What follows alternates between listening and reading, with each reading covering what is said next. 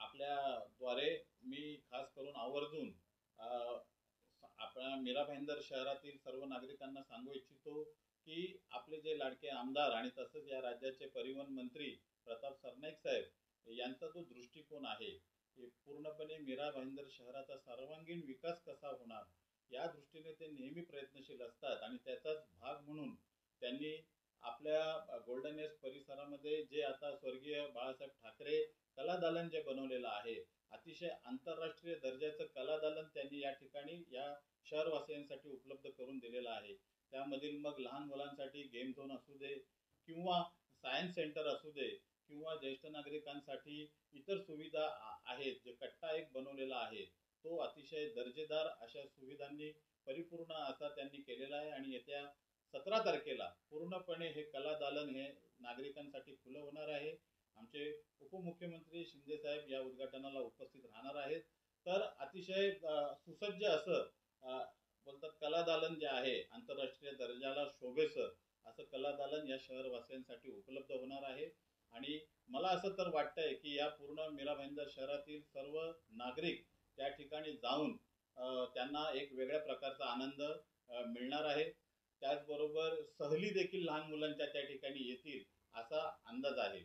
आणि त्याचाच एक भाग म्हणून ज्या काही स्टेशन भाईंदर स्टेशन असू दे किंवा मीरा रोड स्टेशन असू दे या स्टेशन परिसरामध्ये ग्रामपंचायत काळामध्ये ज्या काही इमारतींची बांधकामं झालेली आहेत आज या सर्व बिल्डिंग ज्या आहेत या मोडकळीस आलेल्या आहेत किंवा धोकादायक अवस्थेत झालेल्या आहेत आणि त्यांचा डीम कन्व्हेन्सचा रिडेव्हलपमेंटचा प्रश्न फार मोठी गंभीर समस्या या ठिकाणी निर्माण झालेली आहे। लोकांना ती चिंता पडलेली आहे की आपल्या घराचं काय होणार। अशा परिस्थितीत सरनाईक साहेबांनी मात्र जोर लावून हे दोन्ही विषय जे आहेत हे स्वतःहून ताकदीने आपल्या मंत्रालयात बैठका लावून वारंवार लावून त्याचा पाठपुरावा करून त्या सोडवलेल्या आहेत। येत्या मंगळवारी देखील या रिडेव्हलपमेंटच्या विषयावर ज्या काही तांत्रिक अडचणी छोट्या छोट्या होत्या त्या सर्व दूर करण्याचा प्रयत्न येत्या मंगळवारच्या सभेमध्ये ते करणार आहेत आणि त्यांनी तसं आश्वासन आम्हा लोकांना दिलेलं आहे।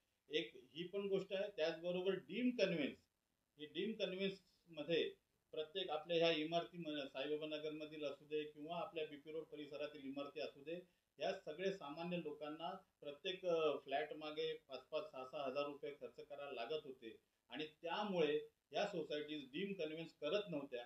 असं त्यांच्या लक्षात आल्याच्या नंतर साहेबांनी काल एक अतिशय चांगला निर्णय या मीरा भाईंदर शहरातील नागरिकांसाठी घेतलेला आहे। तो म्हणजे या सर्व सोसायटींना येणारा जो खर्च आहे तो सरनाईक साहेब स्वतः उचलणार आहेत। आणखी प्रत्येक सोसायटीला त्यांचं डीम कन्व्हेन्स आणि त्याचबरोबर फेरफार हा मोफत करून देण्याचं त्यांनी काल घोषणा केलेली आहे। मी आपल्याद्वारे माननीय प्रताप सरनाईक साहेब यांचं खूप खूप आभार व्यक्त करतो। त्यांनी या घोषणेद्वारे या आपल्या मीरा भाईंदर मधील जनतेला खूप मोठी गोड असं हे बातमी दिलेली आहे आणि त्यांचं खरोखर जेवढे आभार मानू तेवढं कमीच आहे। तर नक्कीच दादा तुम्ही आता जी फार मोठी घोषणा केली ह्याच्या व्यतिरिक्त अनेक वेगवेगळे पक्ष आहेत हे लोक जनता दरबार ठेवतात पण ते लोकांचं निराकरण होत नाही कारण सर्वात मोठा खेळ असतो तो पैशाचा। आता पैसा जर ओझा जर सरनाईक साहेबांनी उचलला असेल तर ह्याचा फायदा विशेषतः मीरा भाईंदर मध्ये ह्या ज्या जुन्या इमारती यांना कसा होतो? नक्कीच बघा मीरा भाईंदर मधील ज्या जुन्या इमारती आहेत या प्रत्येक वेळी दर 2 वर्षांनी 3 वर्षांनी रिपेअरिंग करून करून खर्च करून थकलेली लोक सगळे आहेत। आणखीन एवढा मोठा खर्च त्यांना परवडणारा नाही हे लक्षात आल्याच्या नंतरच साहेबांनी असा निर्णय घेतलाय की ह्या सर्व इमारतींना मोफत कन्व्हेन्स करून देणं आणि नुसतं डीम कन्व्हेन्सच नाही तर उलट त्याच्या पुढे जाऊन फेरफार सुद्धा पूर्ण येणारा खर्च साहेबच उचलणार आहेत। अशा प्रकारची त्यांची योजना आहे। आणखीन बघा बाकीचे जे जनता दरबार वगैरे घेत आहेत काय आहेत हा फक्त निवडणुकीपुरता आलेला त्यांचं स्टंट आहे असं मी मानतो। कारण सरनाईक साहेब काय निवडणूक आली आहे म्हणून काम करतात असं काय आहे नाही। आम्ही कारण त्यांच्या मागच्या 3 टर्म आणखीन आताचं हे सगळं बघत आलेलो आहे। वारंवार प्रत्येक गोष्ट जी आहे ती अतिशय बारकाईने अभ्यास करून ते सर्व कामं जी आहेत ते तडीस नेत आहेत। आणखीन आम्ही सर्वजण आम्ही जे पूर्ण पक्ष संघटना जी आहे हे पूर्ण पक्ष संघटना ही या सोसायटीच्या लोकांच्या मागे खंबीरपणे उभी आहे।